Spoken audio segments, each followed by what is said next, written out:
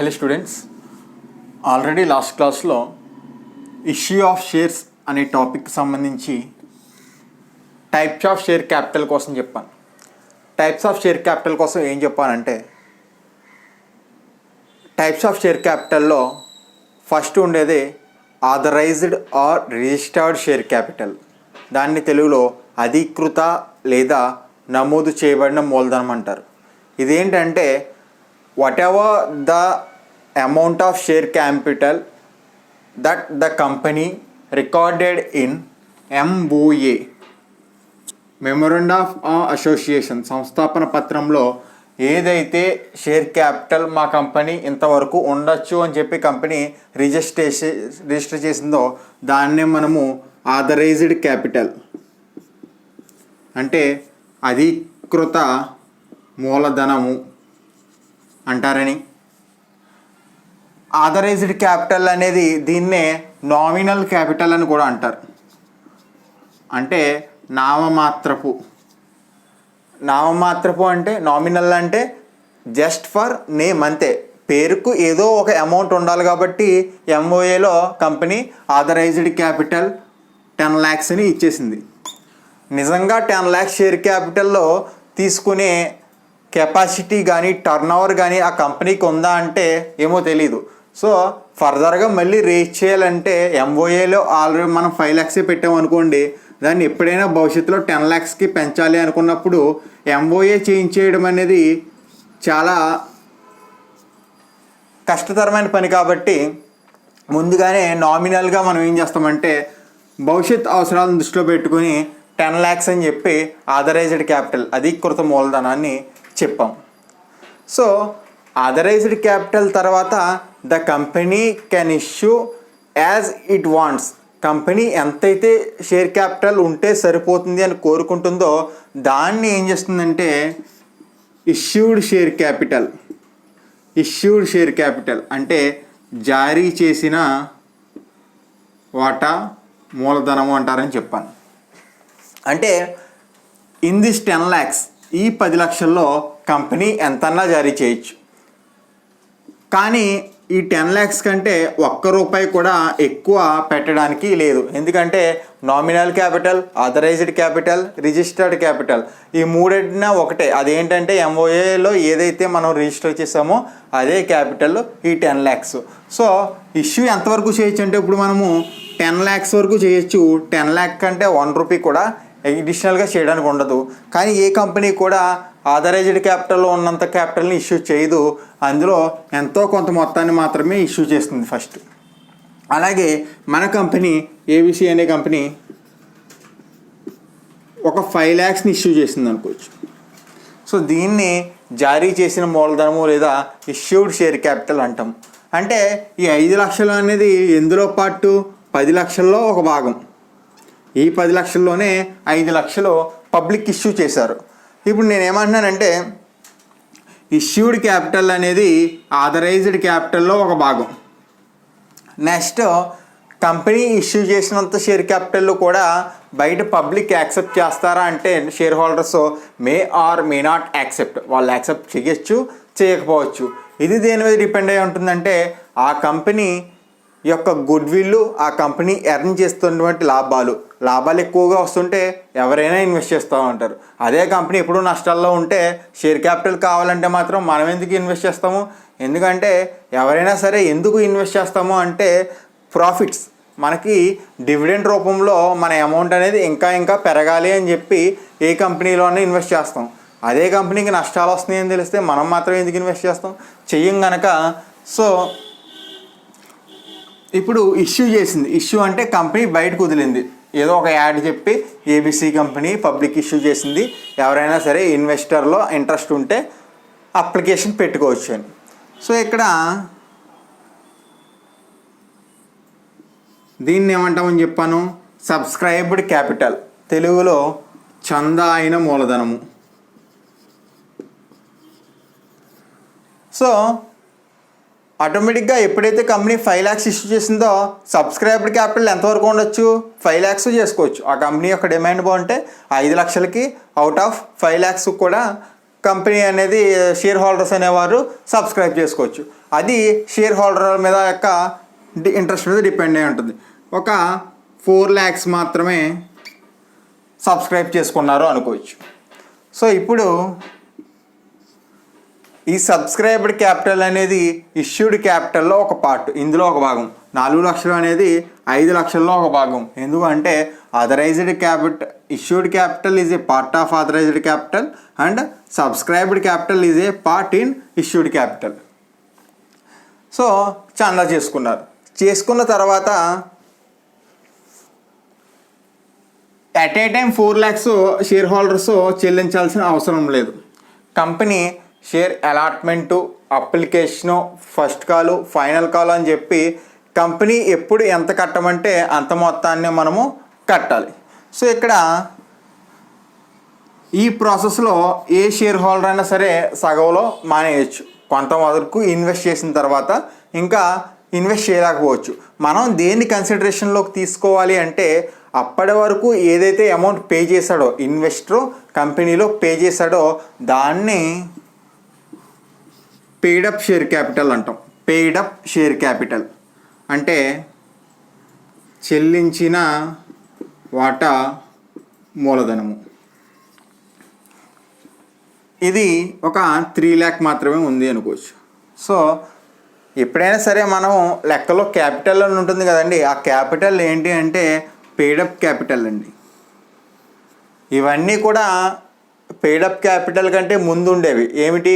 Subscribed capital, issued capital, అలాగే authorised capital. ఇక్కడ మనము పెయిడప్ క్యాపిటల్ని మాత్రమే కన్సిడరేషన్లోకి తీసుకుంటాం. ఎందుకంటే యాక్చువల్గా కంపెనీకి షేర్ క్యాపిటల్ రూపంలో వచ్చిన నెట్ అమౌంట్ నికరంగా ఎంత వచ్చింది అంటే పెయిడప్ క్యాపిటల్ మాత్రమే చూసుకుంటాం. So paid up capital is a part in subscribed capital, subscribed capital is a part in issued capital, issued capital is a part in authorised capital. చెల్లించిన వాటా మూలధనం అనేది చందాయిన మూలధనంలో ఒక భాగం, కొంత భాగం. చందాయిన మూలధనం అనేది జారీ చేసిన మూలధనంలో ఒక భాగం. జారీ చేసిన మూలధనము అధీకృత లేదా నామమాత్రపు మూలధనంలో ఒక భాగం. టైప్స్ ఆఫ్ షేర్ క్యాపిటల్ అంటే బ్రీఫ్ ఎక్స్ప్లెనేషన్ ఇది.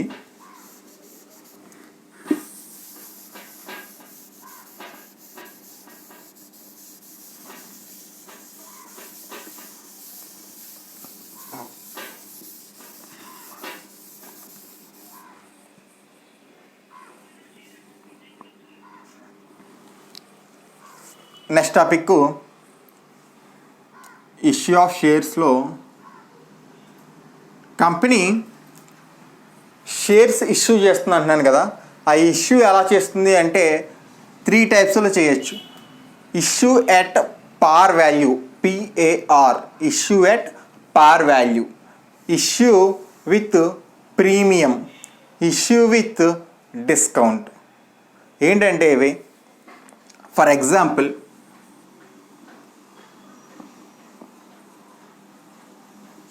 ఒక కంపెనీ యొక్క షేర్ క్యాపిటల్ ఎంత అంటే షేర్ క్యాపిటల్ తెలుగులో వాటా మూలధనము 10 lakhs. వాటా మూలధనం 10 lakhs. కంపెనీకి 10 లక్షలు షేర్ క్యాపిటల్ కింద ఎలా వచ్చాయంటే కంపెనీలో 1,00,000 వాటాలో వాటా ఒక్కొక్కటి 10 రూపాయలు. So a company has 1 lakh equity shares of ₹10 each. A company has 1 lakh equity shares of ₹10 each. అంటే 1,00,000 ఈక్విటీ వాటాలు ఒక్కొక్కటి 10 రూపాయలు. So 1 lakh into 10 is automatically 10 lakhs అయ్యింది. సో ఇక్కడ ఈ 10 lakhs ఏంటంటే షేర్ క్యాపిటల్ అమౌంట్. ఇది 1 lakh ఏంటి కంపెనీ ఇచ్చిన షేర్స్ వాటాలు. 10 రూపీస్ ఏంటి ఈచ్ షేర్ వాల్యూ, ఒక్కొక్క వాటా 10 రూపాయలు. సో ఇక్కడ షేర్ వాల్యూ ఎంత అంటున్నాను, ఒక్క షేర్ వాల్యూ 10 రూపీస్, ఒక్కొక్క వాటా 10 రూపీస్. అయితే ఇష్యూ ఎట్ పార్ అంటే ఏంటంటే రూ. 10 విలువ గల షేర్ని కంపెనీ యాజ్ యూజువల్గా రూ. 10 బయట ఇన్వెస్టర్లకి పబ్లిక్ ఇస్తే దాన్ని ఏమంటామంటే ఇష్యూ ఎట్ పార్ value. If A company issues it's shares at his original face value. Face value అంటే ముఖ విలువ, తెలుగులో ఇష్యూ ఎట్ పార్ వాల్యూ అంటే వాటాలు ముఖ విలువకు జారీ. వాటాలు ముఖ విలువకు జారీ. ముఖ విలువ అంటే ఫేస్ వాల్యూ అంటే రూ. 10 షేరు, యాక్చువల్గా దాని విలువ రూ. కంపెనీ కూడా రూపీస్కి ఇచ్చింది. దీన్ని ఇష్యూ ఎట్ పార్ వాల్యూ అంటాము. తెలుగులో ముఖ విలువకు జారీ లేదా ముఖ విలువ వద్ద జారీ. ఇప్పుడు issue with premium. Rupees value ఉన్న షేర్ని కంపెనీ ఏం చేసిందంటే ఒక్కొక్క షేర్ని రూపీస్కి ఇష్యూ చేసింది. అంటే యాక్చువల్ షేర్ వాల్యూ అసలు విలువ రూ. 10, కానీ ఇష్యూ చేసింది ఎంత అంటే జారీ చేసింది రూ. 12. అంటే ఎక్స్ట్రా ఎంత? రూపీస్. ఈ రూపీస్ని మనం ఏమంటామంటే ప్రీమియం అంటాం.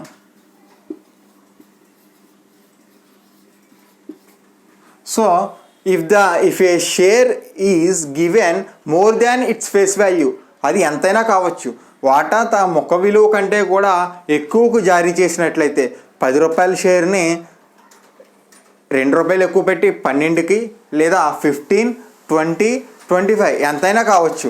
సో ఎడిషనల్గా ఫేస్ వాల్యూ కంటే ఎంతైతే ఎక్కువ చేసి ఇచ్చామో దాన్ని మనము ప్రీమియం అంటాం.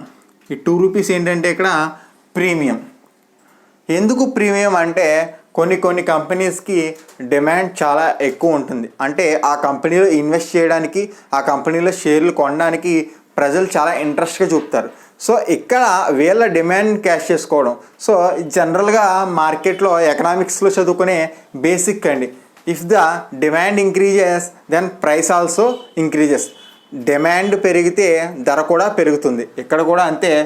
రూ. 10 షేర్లు 1,00,000 షేర్లే ఉన్నాయి, కానీ చాలా అప్లికేషన్స్ వస్తాయి. ఇలా 1,00,000 షేర్లు ఇలా ఇష్యూ చేసిన వెంటనే అన్నీ కూడా అప్లికేషన్స్ వచ్చేస్తున్నాయి. అప్పుడు ఏం చేస్తాడంటే షేర్ వాల్యూ మీద ఎక్స్ట్రా అమౌంట్ వసూలు చేస్తాడు. దాన్ని ప్రీమియం అంటాం. ఈ ప్రీమియం ఏమి కంపెనీ తీసేసుకోదు, అది కూడా ఇప్పటికీ షేర్ హోల్డర్ల పేరు మీదే అలా ఉంటుంది. అది అకౌంట్స్ చేసినప్పుడు ప్రీమియం ఏం జరుగుతుంది అని చెప్తాను. ఇష్యూ విత్ డిస్కౌంట్ మూడవది.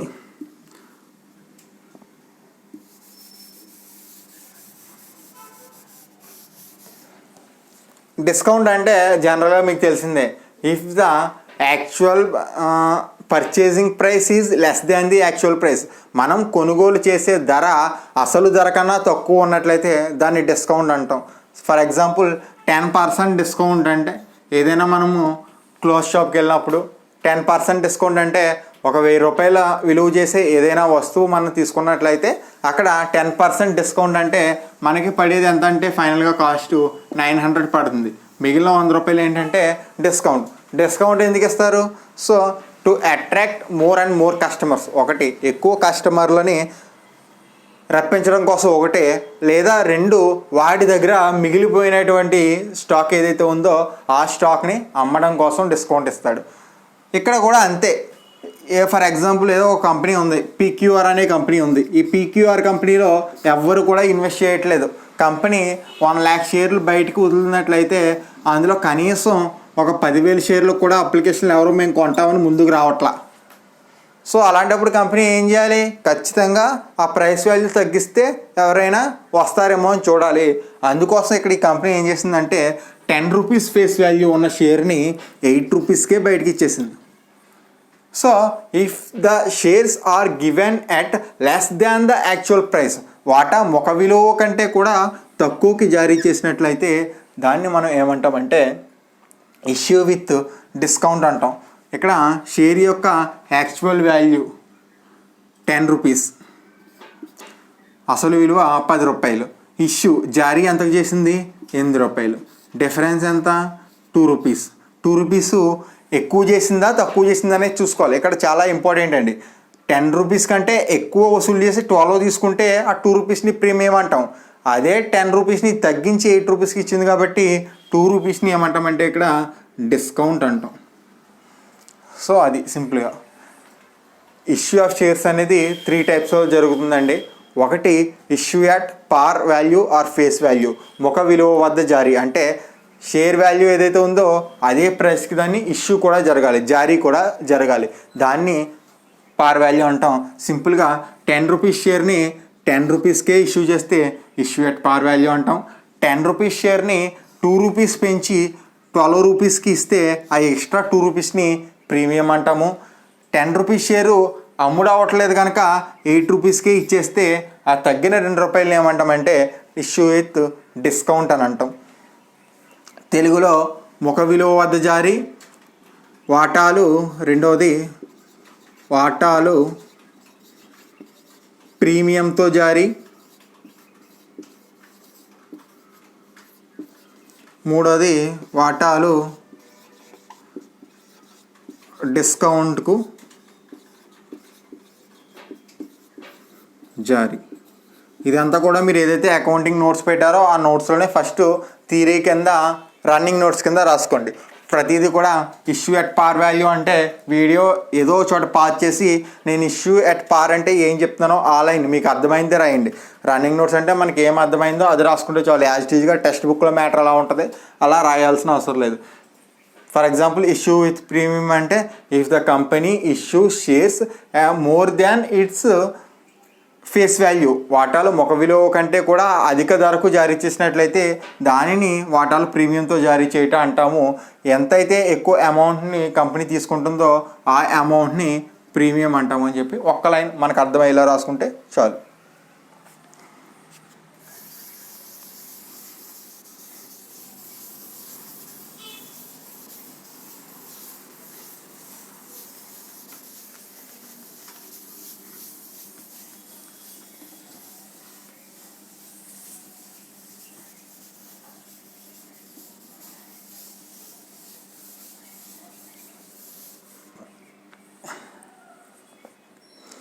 నెక్స్ట్ ఈ ఇష్యూ ఆఫ్ షేర్స్లో మనం ప్రాబ్లమ్స్ చేసినప్పుడు తరచుగా మోస్ట్గా మనం ఏవైతే పదాలు వింటామో ఆ పదాలన్నిటినీ కూడా ఇప్పుడు బ్రీఫ్ ఎక్స్ప్లెయిన్ చేస్తాను. రేపు ప్రాబ్లమేటిక్ స్టార్ట్ చేసిన తర్వాత మళ్ళీ ఈ టర్మ్ అంటే ఏంటి నేను ప్రతిసారి ఎక్స్ప్లెయిన్ చేయాల్సిన అవసరం లేకుండా సో మోస్ట్ రిపీటెడ్గా అంటే మనం ఇంతకుముందు అకౌంట్స్ చేసినట్లుగా అందులో పర్చేజెస్ అని, వేజెస్ అని, క్లోజింగ్ స్టాక్ అని, లేదా బ్యాడ్ డెట్స్ అని, డెటార్స్ అని అలా ఉండవు. ఇక్కడ ఈ అకౌంటింగ్లో అంతా కూడా టెర్మినాలజీ కొద్దిగా వేరుగా ఉంటుంది. ఈ యూనిట్ 1 ఇష్యూ ఆఫ్ షేర్స్లో అవేంటి అంటే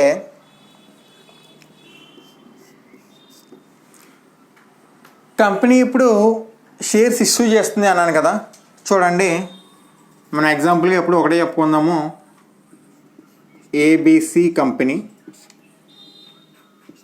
షేర్ క్యాపిటల్ వాటా మూలధనం ఎంత అంటే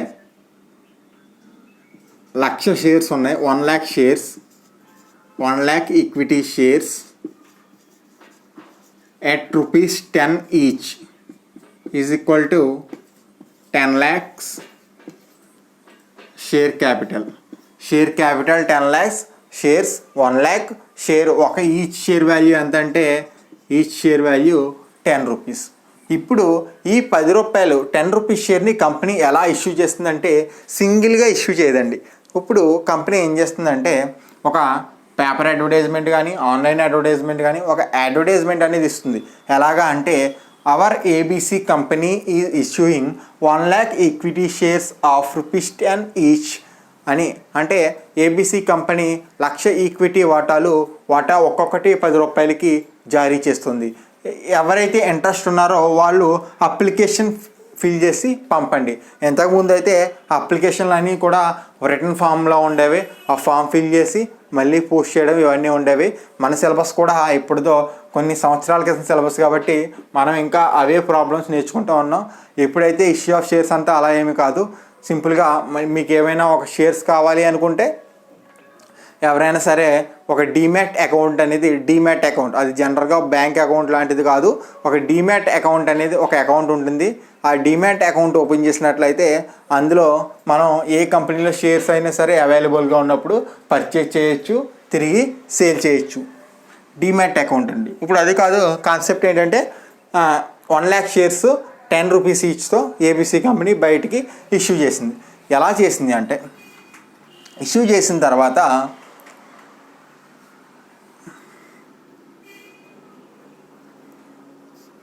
ఈ 10 రూపీస్ కంపెనీ ఒక్కసారిగా తీసుకోదు. చెప్పాను కదా, కొన్ని టర్మ్స్లో లేదా ఇన్స్టాల్మెంట్స్లో తీసుకుంటుందని చెప్పాను కదా. అది ఎలా తీసుకుంటుందంటే కంపెనీ యొక్క ఇష్టం. కానీ జనరల్గా ఎలా ఉంటుంది అంటే, షేర్ అప్లికేషన్ యాక్చువల్గా 10 రూపీస్కి ఇప్పుడు ఏ కంపెనీలోని షేరే రాదు.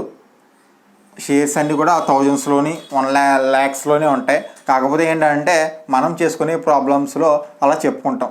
షేర్ అప్లికేషన్ మీద కంపెనీ ఏమంటుందంటే 2 rupees. Share application 2 rupees. Share allotment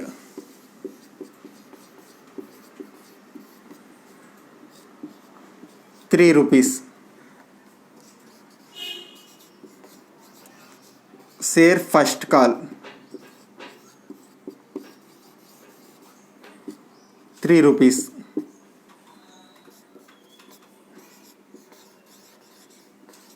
share final call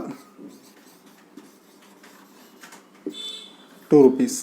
టోటల్గా అండి 2, 3, 5, 5, 3, 8, 8 + 2 10 రూపీస్. సో ఈ 10 రూపీస్ని కంపెనీ ఎలా గ్యాదర్ చేస్తుంది అంటే, ఎవరైతే ఇన్వెస్టర్ అప్లికేషన్ పెడుతున్నాడో అప్లికేషన్తో పాటు 2 రూపీస్ చెల్లించాలంట. షేర్ అప్లికేషన్తో పాటుగా 2 రూపీస్ కంపెనీకి ఇవ్వాలి. తర్వాత కంపెనీ మళ్ళీ ఎప్పుడు ఇన్ఫామ్ చేస్తే అప్పుడు అలాట్మెంట్ అంటారు. అంటే కంపెనీ మనం అప్లికేషన్ పెట్టుకున్నాం, దరఖాస్తు అనేది పెట్టుకున్నాం, అప్లై చేసినప్పుడు ఆ అప్లికేషన్ అవతల పక్క వాళ్ళు యాక్సెప్ట్ చేయాలి కదా. కంపెనీ ఏం చేస్తుందంటే మన అప్లికేషన్ని యాక్సెప్ట్ చేసి మనకి ఆ షేర్ని అలాట్మెంట్ అంటే కేటాయించడం. మనకి ఫర్ ఎగ్జాంపుల్ చూడండి, ఏదైనా బస్సులో కానీ ట్రైన్లో కానీ మీకు సీట్ అలాట్ అయిందా లేదా మీకు ఒక స్పాట్ అలాట్ అయిందా అంటాం. అలాట్ అవ్వడం అంటే ఏంటి, మనకంటూ స్పెసిఫిక్గా ఒక ప్లేస్ని ఇచ్చారా లేదా. ఇక్కడ కూడా మనము షేర్స్కి అప్లికేషన్ పెట్టుకున్నాం, ఆ అప్లికేషన్కి వీళ్ళు అలాట్ చేశారా లేదా. అలాట్ చేస్తే దాన్ని షేర్ అలాట్మెంట్ అంటాం. షేర్ అలాట్మెంట్ అయిన తర్వాత ఆ కంపెనీ ఏమంటుందంటే మరొక 3 రూపీస్ పే చేయమంటుంది. తర్వాత మళ్ళీ కంపెనీ ఎప్పుడు ఇన్ఫామ్ చేసినప్పుడు షేర్ ఫస్ట్ కాల్, ఆ ఫస్ట్ కాల్లో ఒక 3 రూపీస్. అంటే కాల్స్ ఉంటాయండి, కాల్స్ ఎన్నన్నా ఉండొచ్చు, కంపెనీ ఇష్టం. కంపెనీ ఎన్నిసార్లు పిలుచుకుంటే అన్నిసార్లు మనము కట్టాలి. ఎన్ని కట్టినా సరే ఫేస్ వాల్యూ ఇది ఉంది కదా. మొదట్లో అడ్వర్టైజ్మెంట్లో ఏదైతే చెప్పిందో ఆ 10 రూపీస్ మాత్రం మారదు. 10 రూపీస్ కంటే ఎక్కువైతే కట్టించుకోదు. Exceptional to premium case. Premium ఉంటే ప్రీమియం ఎంత ఉంటే అంత కట్టాలి. ప్రీమియం లేకపోతే ఆ 10 రూపీస్నే. ఫర్ ఎగ్జాంపుల్ ఈ 3 రూపీస్ని మళ్ళీ కంపెనీకి వెళ్తే 1 రూపీ 1 రూపీ 1 రూపీ కింద కూడా అడగవచ్చు. అది కంపెనీ ఇష్టం. సో ఇక్కడ మనం జనరల్గా ఎలా ఉంటుందంటే ఫస్ట్ కాల్ అండి మొదటి పిలుపు, సెకండ్ కాల్ రెండవ పిలుపు, ఫైనల్ కాల్ తుది పిలుపు, అంతే. అంతకన్నా ఎక్కువ ఇచ్చినా మనం అకౌంట్స్ చేసేటప్పుడు జర్నల్ ఎంట్రీలు రాస్తే ఎన్ని కాల్స్ ఉంటే అన్ని జర్నల్ ఎంట్రీస్ రాయాలి కాబట్టి లెంత్ పెరిగిపోద్ది. మన ఎగ్జామ్లో పాయింట్ ఆఫ్ వ్యూలో మనం ప్రాబ్లం నేర్చుకునే పాయింట్ ఆఫ్ వ్యూలో ఎన్ని కాల్స్ ఉంటాయంటే జనరల్గా first call, second call, final call అని ఉంటాయి. ఇక్కడ ఫస్ట్ కాల్, ఫైనల్ కాల్ అని చెప్తాను. పేరు అయితే మారుతుంది అంతే. ఫస్ట్ కాల్ అన్నా, సెకండ్ కాల్ అన్నా, ఫైనల్ కాల్ అన్నా పేరులోనే మారుతుంది. ఫస్ట్, సెకండ్, ఫైనల్ అని, మొదటి, రెండవ, తుది అని. దేనికైనా సరే ప్రాసెస్ అంతే. జనరల్ ఎంట్రీ రాసినప్పుడైనా సరే ఫస్ట్ తీసి సెకండ్ రాస్తాం, సెకండ్ తీసి ఫైనల్ రాస్తాం. ప్రాబ్లం చేసినప్పుడు అంతే, first, second, final, third, fourth ఎన్ని ఉన్నా అన్ని ఉండవు మనకి. అయితే తెలుగులో షేర్ అప్లికేషన్ అంటే వాటా దరఖాస్తు. షేర్ అలాట్మెంట్ అంటే వాటా కేటాయింపు. షేర్ ఫస్ట్ కాల్ అంటే వాటా మొదటి పిలుపు, రెండవ పిలుపు ఉంటే రెండవ పిలుపు. నాలుగవది షేర్ ఫైనల్ కాల్ అంటే వాటా తుది పిలుపు. ఇవి కూడా నోట్ చేయండి. సో ఒకసారి Telugu medium point of view చూసుకుంటే కంపెనీ వాటా దరఖాస్తు రూపంలో 2 రూపీస్ ఎక్వైర్ చేస్తుంది. వాటా కేటాయింపు చేసి 3 రూపీస్, మొదటి పిలుపు ద్వారా ఒక 3 రూపీస్, తుది పిలుపు ద్వారా 2 రూపీస్, అలాగా 10 రూపీస్ వసూలు అయితే. అంటే ఇప్పుడు ఒక కంపెనీకి నేను ఒక కంపెనీలో మన ఏబిసి అనే కంపెనీలో ఈ పేపర్ యాడ్ చూసాను. కంపెనీ 1 lakh షేర్స్ ఇష్యూ చేసింది కదా అని చెప్పి పేపర్ యాడ్ చూశాను. నాకు ఇంట్రెస్ట్ ఉంది, రియల్గా ఏబిసి అనే కంపెనీలో కొన్ని వాటాలు కొనాలి అని చెప్పి ఉంది. 1,00,000 వాటాలు నేను కొనగలంటే కొనలేను కదండి. నేను ఇక్కడ ఉన్నట్టు 10 రూపాయలు అయితే కొనేయాలంటే కొనొచ్చేమో, కానీ కంపెనీ షేర్ వాల్యూ అనేది జనరల్గా ఎక్కువ ఉంటుంది. ఇప్పుడు ఏం చేస్తానంటే నేను నా పేరు మీద అప్లికేషన్ పెట్టుకుంటాను. నాకు ఎన్ని వాటాలు కావాలని అంటే 100 షేర్స్ కావాలి అని చెప్పి అప్లికేషన్ పెడతాను. 100 షేర్స్ అప్లికేషన్ పెట్టినప్పుడే నేనేం చేయాలంటే అప్లికేషన్ వాల్యూ ఎంత 2 రూపీస్, 200 కంపెనీకి పే చేయాల్సి ఉంటుంది. నెక్స్ట్ కంపెనీ ఏం చేస్తుందంటే నాకు తిరిగి ఇన్ఫామ్ చేస్తుంది, whatever the applications we have received, మీ దగ్గర నుంచి మేము రిసీవ్ చేసుకున్న అప్లికేషన్ ద్వారా we have allotted your 100 shares to you, మీరు అప్లై చేసుకున్నటువంటి 100 షేర్స్ కూడా మీకు కేటాయించడం జరిగింది అని ఇచ్చిన వెంటనే అలాట్మెంట్ ఎంత ప్రైసు 3 రూపీస్. సో ఈ అలాట్మెంట్ కోసం వాటా కేటాయింపు కోసం 100 షేర్లకి అలాట్మెంట్ 3 రూపీస్ కనుక 300 నేను పే చేయాలి. ఆ తర్వాత మళ్ళీ 1 మంత్కో 2 మంత్కో ఏమంటుందంటే first call money, please pay first call money అంటుంది. ఫస్ట్ కాల్ మనీ అనగానే నేను మళ్ళీ ఫస్ట్ కాల్ మనీ, నావి 100 shares, first call amount 3 rupees కనుక 300. అలాగే ఫైనల్ కాల్ 100 రూపీస్ ఇంటూ 200, మొదటి పిలుపు తుది పిలుపు, ఇలాగా 1000 రూపీస్. నావి 100 షేర్స్ కదండి, 100 షేర్స్ ఇంటూ 10 రూపీస్, ఇలా 1000 కడితే నేను ఆ కంపెనీకి షేర్ హోల్డర్ అయినట్టు. కేవలం షేర్ అప్లికేషన్ పెట్టి మళ్ళీ మనం వదిలేస్తేనో, అలాట్మెంట్ పెట్టి వదిలేస్తేనో, ఫస్ట్ కాల్ వరకు కట్టి వదిలేసినా సరే మనం షేర్ హోల్డర్ ఏమో కావు. షేర్ ఫైనల్ కాల్ కూడా కట్టిన తర్వాత మాత్రమే ఆ కంపెనీకి మనం ఏమవుతామంటే షేర్ హోల్డర్, వాటాదారుడు అవుతాం. ఎప్పుడు? when we pay share application money, share allotment money, share calls money, that's all. Calls money, call means first call, second call, final call అన్నీ వచ్చేస్తాయి. అంటే వాటా దరఖాస్తు ధర, కేటాయింపు సొమ్ము, అలాగే వాటా పిలుపుల సొమ్ము చెల్లించిన తర్వాత మనం ఏమవుతామంటే ఆ కంపెనీకి వాటాదారుడు అవుతాం. ఓకే, ప్రీమియం అని చెప్పాను కదా, ఈ 10 రూపీస్ షేర్నే 12 రూపీస్కి ఇస్తే దాన్ని ఏమంటామండి ప్రీమియం అంటారని చెప్పు. ఆ ప్రీమియం ఎక్కడ తీసుకుంటుందంటే కంపెనీ అలాట్మెంట్లోనే తీసుకుంటుంది. ఎగ్జాంపుల్గా చెప్తాను, అలాట్మెంట్ యాక్చువల్గా అంతా 3 రూపీస్, ప్రీమియం కూడా అలాట్మెంట్లోనే కలిసి ఉంటుంది. 3 + 2 ఎంత అంటే 5 రూపీస్ అవుతుంది. ఇది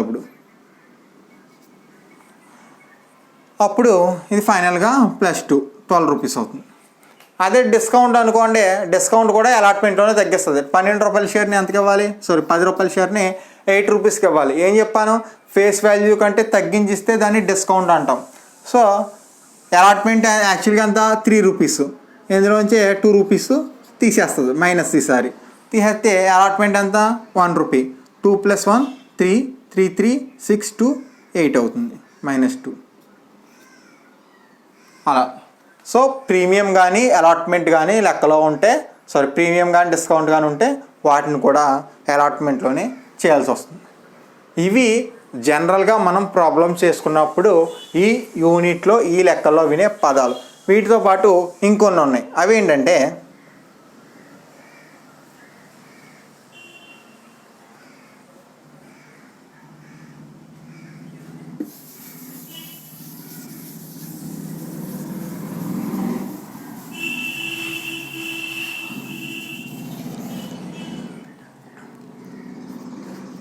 calls in arrears. Calls in arrears అంటే పిలుపులో బకాయి. ఎరియర్ అంటే బకాయి, అంటే మనము పే చేయాలి ఇంకా పే చేయలేదు. అంటే ఏదైనా సరే ఒక సర్టెన్ డేట్ అంటూ ఉంటుందండి. ఏ అమౌంట్ అయినా సరే పే చేయడానికి. మనము ఎలక్ట్రిసిటీ బిల్ పే చేయడానికన్నా సరే ఒక డేట్ అంటూ వాడు డ్యూ డేట్ ఇస్తాడు. ఇన్ టైంలో పే చేస్తే ఓకే, ఇన్ టైంలో చేయకపోతే మనం ఏమంటామంటే బకాయి, ఎరియర్ అంటాం. ఎరియర్ అంటే చెల్లించాల్సి ఉండి ఇంకా చెల్లించకపోతే దాన్ని ఎరియర్, బకాయి అంటాం. ఇక్కడ చూడండి, for example ABC company 10 rupees షేర్ని ఇష్యూ చేసింది. ఇష్యూ చేసిన తర్వాత ప్రీమియం డిస్కౌంట్ ఏం మాట్లాడట్లేదు, ప్రాబ్లమ్స్ చూద్దాం. Application 2 rupees, allotment 3 rupees, first call 3 rupees, second call 2 rupees. ఇప్పుడు టోటల్ 10 రూపీస్. నేను 100 షేర్స్ తీసుకున్నానని చెప్పాను కదా, 100 షేర్స్ 2 రూపీస్ చొప్పున అప్లికేషన్ 200కి అప్లికేషన్ అమౌంట్ కట్టేశాను. Very good. నెక్స్ట్ కంపెనీ నాకు రిటర్న్గా ఒక మెయిల్ చేసింది, మీకు 100 షేర్స్ అలాట్ ఇచ్చేసామని చెప్పింది. అప్పుడు 300 కూడా కట్టేశాను, 500 కట్టాను. కంపెనీ ఫస్ట్ కాల్ పిలిచింది. ఫస్ట్ కాల్ పిలిస్తే సో మీరు 3 రూపీస్ ఫస్ట్ కాల్ 300 పే చేయాలి అని చెప్పి నాకు ఒక డేట్ ఇచ్చింది. ఆ టైంలో నేను ఫస్ట్ కాల్ అమౌంట్ పే చేయలేదు. తర్వాత ఫైనల్ కాల్ పిలిచింది, ఫైనల్ కాల్ అమౌంట్ కూడా పే చేయలేదు. సో ఇప్పుడు యాక్చువల్గా నేను కంపెనీకి ఎంత అమౌంట్ కట్టాలి? నేను ఒక కంపెనీకి షేర్ హోల్డర్ని కాబట్టి, కంపెనీలో నాకు 100 వాటాలు ఉన్నాయి కాబట్టి 100 × 10 1000 rupees I have to pay to the company as my share capital part. ఇందులో నేను 500 మాత్రమే, అంటే అప్లికేషన్ మనీ కట్టాను, అలాట్మెంట్ మనీ కట్టాను, దరఖాస్తు ధర అలాగే కేటాయింపు ధర కట్టాను. ఎంత కట్టా? 500. సో రిమైనింగ్ 500 నేను పే చేయలేదు. ఇది ఏంటి అంటే ఎరియర్, బకాయి. సో కంపెనీకి నా నుండి అంత బకాయి అంటే 500. నేను ఎప్పటికైనా సరే కంపెనీకి 500 పే చేయాలి, కానీ పే చేశానా అంటే పే చేయలేదు. సో ఇక్కడ కూడా మళ్ళీ ఒక డేట్ ఉంటుంది. సో డేట్ లోపు మీరు మీ బకాయి తిరిగి చెల్లించాలి, లేకపోతే మీ వాటాలు. ఇక్కడ ఇంకొక పదం మనం నేర్చుకోవాల్సింది.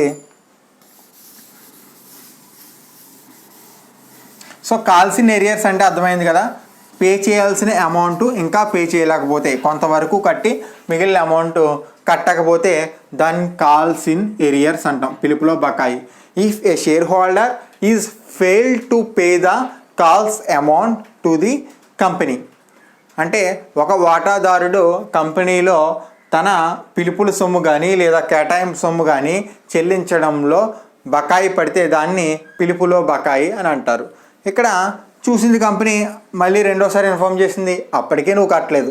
ఫైనల్గా కంపెనీ ఏం చేస్తుందంటే నీ షేర్స్ని, నీ 100 షేర్స్ ఏవైతే ఉన్నాయో ఆ 100 షేర్స్ని ఫర్ఫీట్ చేసేస్తుంది.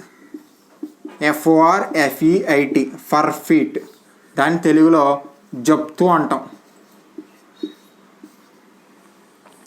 జప్తు అంటే స్వాధీనం చేసుకోవడం, అంటే ఇంకా వాటి మీద మనకి ఎలాంటి అధికారం లేదు.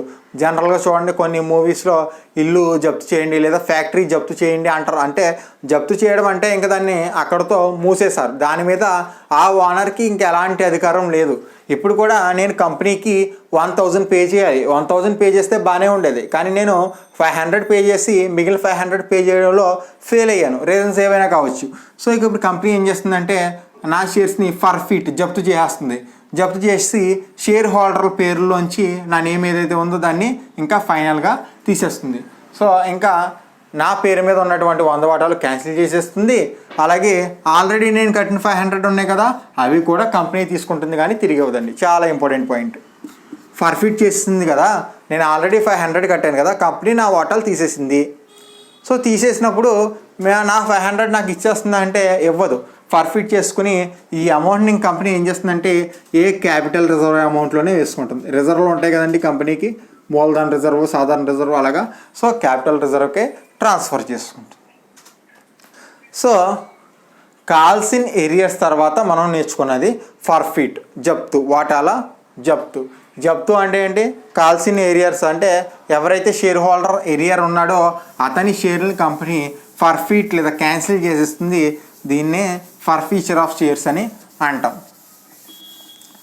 ఓకే, లాస్ట్ పదము మనం ఇందులో వినేది రీఇష్యూ,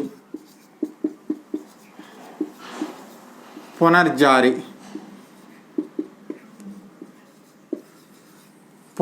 ఇది కూడా ఎప్పుడు జరుగుతుందంటే నేనే 100 షేర్స్ కొన్నాను, 500 పే చేశాను, రిమైనింగ్ 500 పే చేయలేదు. కంపెనీ ఏం చేసిందంటే సో 500 నాది కాల్సిన్ ఏరియర్ బకాయి, 500 నేను ఏరియర్ అయిపోయింది బకాయి. కంపెనీ నా వాటాలు ఫర్ఫీట్ చేసేసింది, జప్తు. కంపెనీ 1 lakh షేర్స్ దాని యొక్క ఇష్యూడ్ క్యాపిటల్. ఇప్పుడు నేను ఒక 500 షేర్లు చెల్లించలేదు కాబట్టి కంపెనీలో 99,500 షేర్లే ఉన్నాయని చెప్పదు కంపెనీ. 99,100 వాటాలు కాబట్టి మిగిలిన ఏంటంటే కంపెనీ మొత్తం 1,00,000 షేర్లు ఉన్నవి, 1,00,000 షేర్లో నా 100 పోయాయి, జప్తు చేసేసింది, క్యాన్సిల్ అయిపోయాయి. ఇంక ఇప్పుడు కంపెనీలో ఎన్ని ఉన్నాయంటే 99,900 షేర్స్ ఉన్నాయి. కంపెనీ తన క్యాపిటల్ 99,900 షేర్స్ అని చూపించుకోదు. సో నా వాటాలు జప్తు చేసింది కదా, దాటిని తిరిగి మళ్ళీ ఇష్యూ చేస్తుంది. ఫస్ట్ ఎలా అయితే ఇష్యూ చేసిందో application allot first call final call, అలాగే తిరిగి మళ్ళీ ఇష్యూ చేస్తుంది. దీన్ని ఆల్రెడీ జప్తు చేసినవి తిరిగి ఫర్ఫీట్ చేసినవి తిరిగి ఇస్తుంది కాబట్టి రీఇష్యూ అంటాం. పునర్జారీ అంటే ఏంటంటే ఆల్రెడీ మొదట ఒకసారి జారీ చేసి వాటిని జప్తు చేసి రెండోసారి ఇస్తుంది కాబట్టి రీఇష్యూ అంటాం. సో రీఇష్యూ చేసినప్పుడు ఆ కంపెనీ 10 రూపీస్ షేర్ని మేబీ 8 రూపీస్కి ఇచ్చేయచ్చు. ఎందుకంటే స్పీడ్గా అయిపోవడం కావాలి. ఈ 99,900 షేర్స్కి ఏదో అలాగా 100 షేర్స్ కలిపేసి మళ్ళీ తిరిగి 1 lakh షేర్స్ చేయడం అనేది ఇంపార్టెంట్.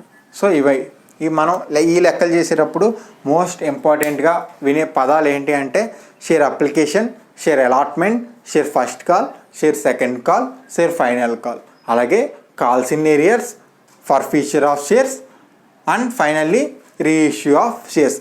ఇవన్నీ కూడా మీరు ఇంగ్లీష్ మీడియం వాళ్ళు తెలుగు పదాలు కూడా నేర్చుకోండి, అలాగే తెలుగు మీడియం వాళ్ళు ఇంగ్లీషు టెర్మినాలజీ కూడా నేర్చుకోండి.